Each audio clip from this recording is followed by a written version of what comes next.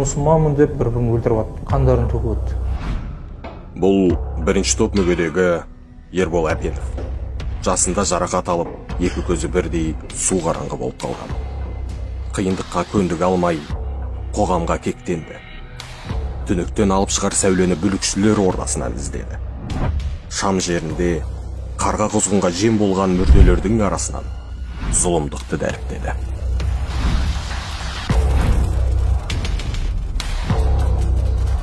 Надандығым, көз соқырлығым, сол білім болмағандықтан салафизм ағымының кесірі осы мен түрмеге келуіме себеп болды.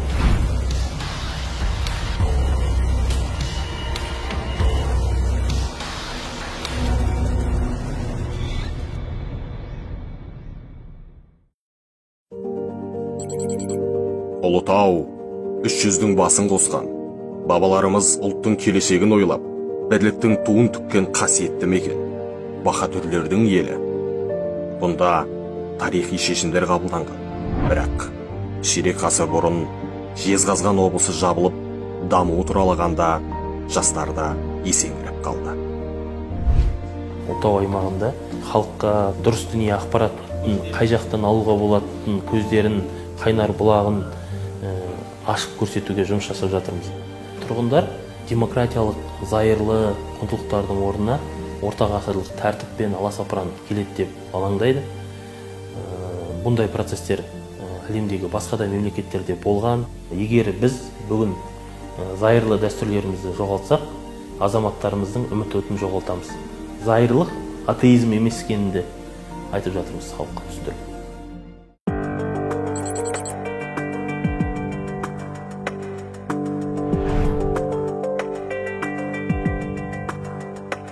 Ербол қарапайым отбасында дүниеге келді.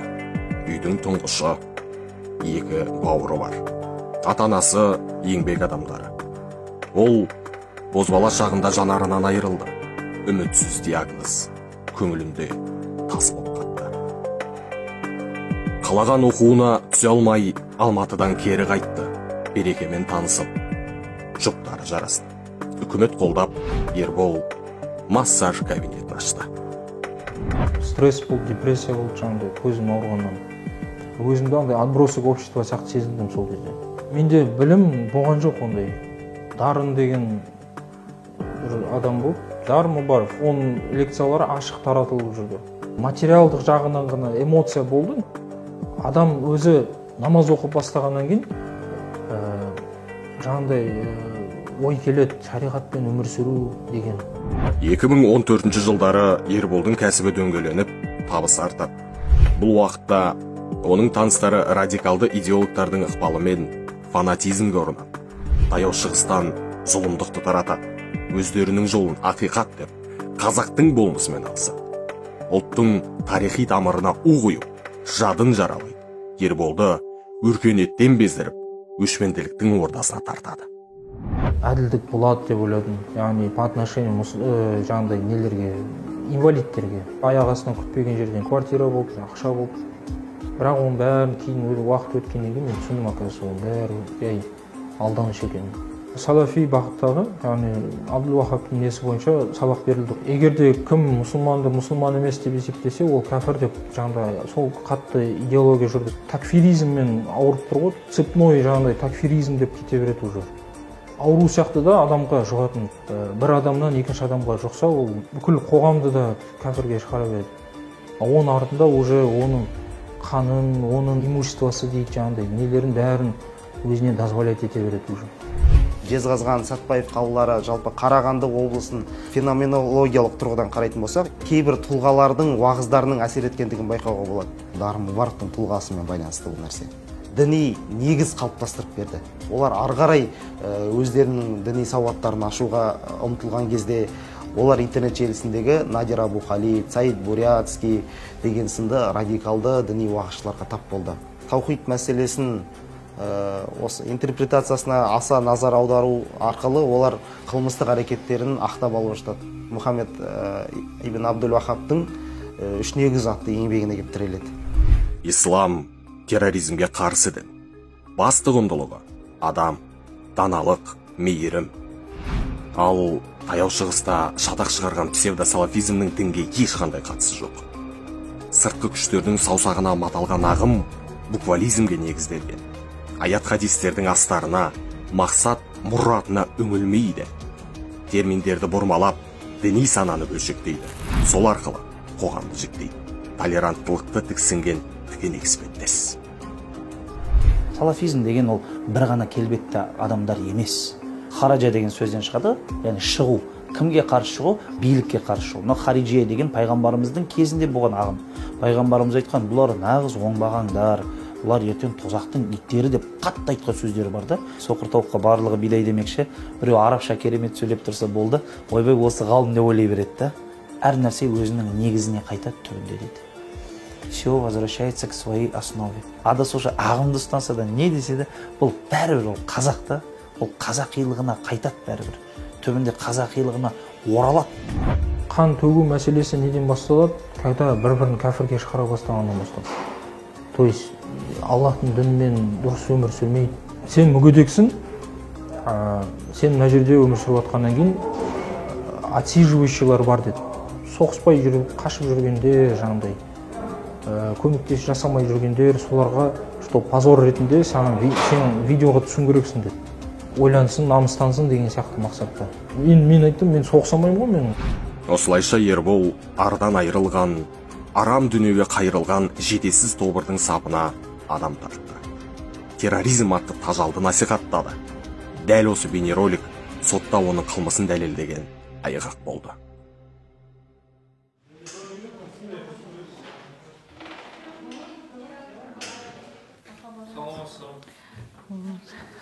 Ой, қалай болды аманбыз. Қалыңыз қалай? Жақсы ма? Жақсы. Денсаулығы? Жақсы, Аллаға шүкір. Өзің қалайсың? Аллаға шүкір. Жаным сол кәм. Кел. Дәу болып кетіпсің ғой сен, ә? Кел, қажет. Жақсы ма? Баласы соғыста жүрген ата-ананың бейнеті көп. Әкесі ұлының соқыр сенім жетегінде кеткеніне сенбеді. Күтті, бірақ жүрегі шыдамады. Тоқтады. Ал анасының жүзіндегі терең әжім, уайыммен өткен өмірдің ізі. Бір жағынан баламның жақта, бір жағынан жолдасым қайтыс болып жатыр. Мен әйтеуір, білмеймін, бәрі айтады ғой, сен қайта мықты екенсің дейді, маған айтады. Осының бәріне шыдап жүрген дейді. Оңай емес. Өзім естірттім ұлыма. Папаң қайтыс болды, ешкім айтпапты да. Жылады. Жылайды ғой енді әкесін көрмей кетті ғой енді. Бір 4 жыл 5 жыл көрмей кетті ғой. Ол шыққанша мен тәрі болам ба, өлі болам ба, бір құдай білсін. Немерелеріне қарап, келініме көмектесіп, 6 баласын жалғыз өзі бағып жүр. Осы келінімнің қас-қабағына қарап отырамын, шын айтқанда. Ерболдың анасы қазір немерелерін көзден таса қылмайды. Келіні үй шаруашылығында.